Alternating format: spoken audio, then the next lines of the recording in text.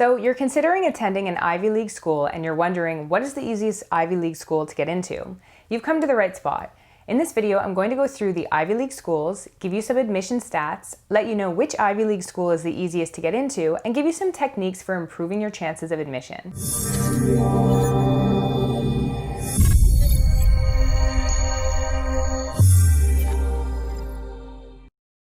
Hi, I'm Nadine Evans, an admissions associate at BeMo Academic Consulting. Make sure you subscribe on whatever social media channel you're watching this from now so you don't miss any of our upcoming videos. If you'd like us to help you get into an Ivy League school, click on the link either above or below this video. As a quick tip, check out the timestamps in the description of this video to navigate to specific sections in the video that you're interested in. Firstly, you might be wondering, what is the Ivy League? Well, Ivy League universities are considered some of the most prestigious academic institutions in the world. They have a reputation of academic excellence, high social status, and incredibly selective admissions processes. The league has 8 member colleges: Brown University, Columbia, Cornell, Dartmouth College, Harvard, University of Pennsylvania, Princeton University, and Yale University. Getting an acceptance letter from any of these schools is truly a great achievement. So let's go through the admission stats at each school, beginning with Brown. Brown University has an acceptance rate of 7.1%. They don't have a GPA minimum requirement, and accepted students, known as matriculants, have SAT scores ranging between 1405 and 1570. ACT scores are between 31 and 35. Columbia University has a 5.3% admissions rate. Just like other Ivy League schools, Columbia does not have a minimum GPA requirement. Over 95% of Columbia's matriculants were in the top 10% of their graduating class. Columbia University requires the submission of standardized test scores. According to the latest stats, over 50% of admitted students scored between a 1480 and a 1560 on their SATs.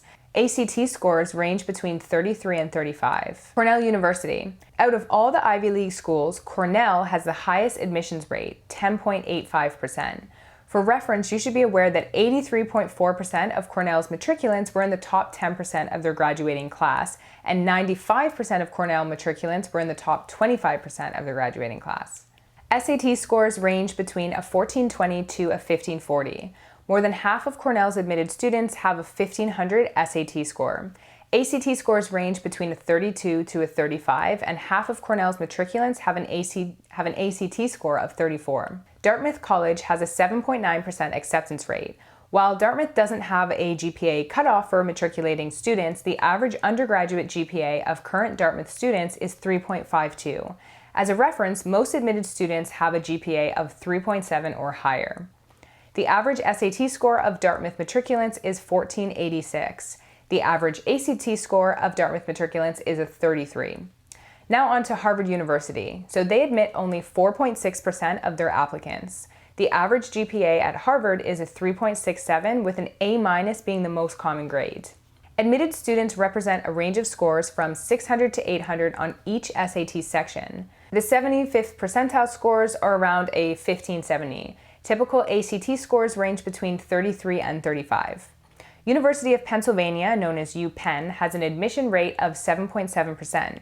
UPenn doesn't have a GPA cutoff, but they specify that high school performance is the single most important factor in the applicant selection process. The latest data indicates that UPenn matriculants have SAT scores of 1460 to 1550 and ACT composite score of 33 to 35. Next, we have Princeton University. Princeton's acceptance rate is 5.8%. The college-wide GPA is 3.46, while the average grade is an A-. SAT scores for accepted students range between 1460 to 1570, while the ACT score ranges from 33 to 35. And finally, there's Yale University, which has an acceptance rate of 6.3%. 92% of matriculants in the last year's class were in the top 10% of their graduating class. Roughly half of the admitted students have SAT scores between 1450 and 1560, with more than 86% scoring between a 32 and 36 on the ACT test. So with all of that information, you might have already noticed that Cornell University has the highest acceptance rate out of all the Ivy League schools, and can therefore be classified as the easiest Ivy League school to get into. With this said, admission rates can give you an idea of how easy it is to get into a school, but they're not the only indicator of your admission chances. For example, only 25% of Cornell's matriculants were in the top 10% of their graduating class, compared with Yale's 92% or Columbia's 95%. So while grades are important, it's not the only factor. Keep in mind that Cornell's standardized test scores are on par with other Ivy League schools. So what can you do to get in? Let's go over a few strategies. Number 1, apply to early action or early decision programs. If you're certain about which school you want to enroll in, it can be wise to apply through these programs. This way, your deadline for application is earlier, but so is your response date. To utilize this opportunity, you must research the school of choice and determine whether you're a good fit for the program to which you're applying. Early action programs give you an early answer as to where you stand in the admissions process. According to the most recent data, Cornell's acceptance rate for their early decision program is much higher than through the normal program at 22.7%. Similarly, UPenn's early decision program admitted 18% of all early applicants. Other Ivy League members show similar trends. The catch is that early decision programs restrict your applications to other universities, which means that you're only allowed to apply through the early decision program to one school. Early decision applicants are contractually bound to attend the school if offered admission. This is to ensure that you make a commitment to your first choice school, and if admitted, you will definitely enroll and withdraw all your other applications that you submitted. So strategy number 2, get your grades up. Your high school coursework is the biggest evidence of your academic abilities, so your high school transcript results are essential. Not only does it tell the admissions committee what kind of grades you received throughout the years, it also demonstrates your drive, dedication, and improvement over time. So impress admissions committee members with a broad range of challenging courses that you enjoy and find interesting. Try to take courses in different disciplines, including the sciences, arts, humanities, and languages. Number 3, prepare for standardized tests. Regarding your test scores, you have to plan ahead. So typically you'll write your SAT or ACT tests in the second half of your junior year, so around grade 11. Before you begin studying, decide which tests you would like to take, the SAT or the ACT. Although they are accepted by most schools interchangeably, the two exams are different. For example, both exams test your knowledge of high-level high school math, but the ACT has a lot more geometry and trigonometry problems, as well as a larger number of mathematical questions. The SAT provides students writing the exam with mathematical formulas, while students who write the ACT have to memorize the formulas. The ACT allows a calculator use and the SAT does not for the math section. The SAT does not have a science section while the ACT does. So the best way to learn which test is best for you to take is to take both SAT and ACT practice tests and then enroll in the test that best suits your strengths and abilities.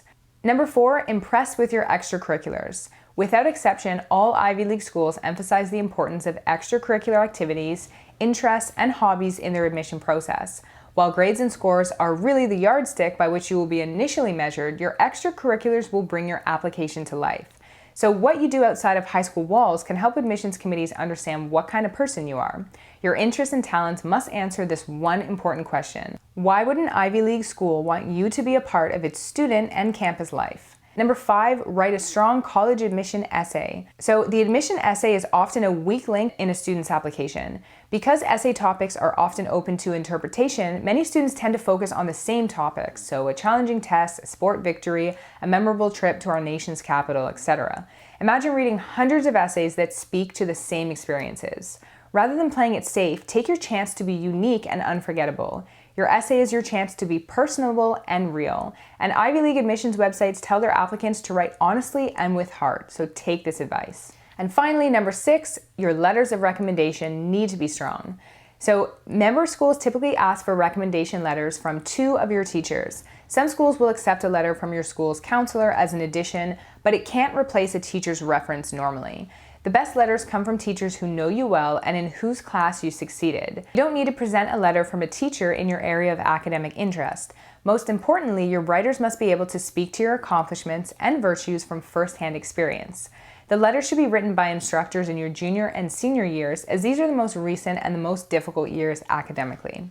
Okay, so there you have it. Hopefully you have a better understanding of what it takes to be accepted at Ivy League schools, and now you know which Ivy League school is the easiest to get into. If you enjoyed the video, please subscribe, like, and leave a comment if you have any questions that I didn't cover in today's video. Which Ivy League school do you want to apply to? Let me know in the comment section. Finally, if you'd like us to help you get into an Ivy League school, click on the link either above or below this video to schedule your free initial consultation. Thanks for watching. See you next time.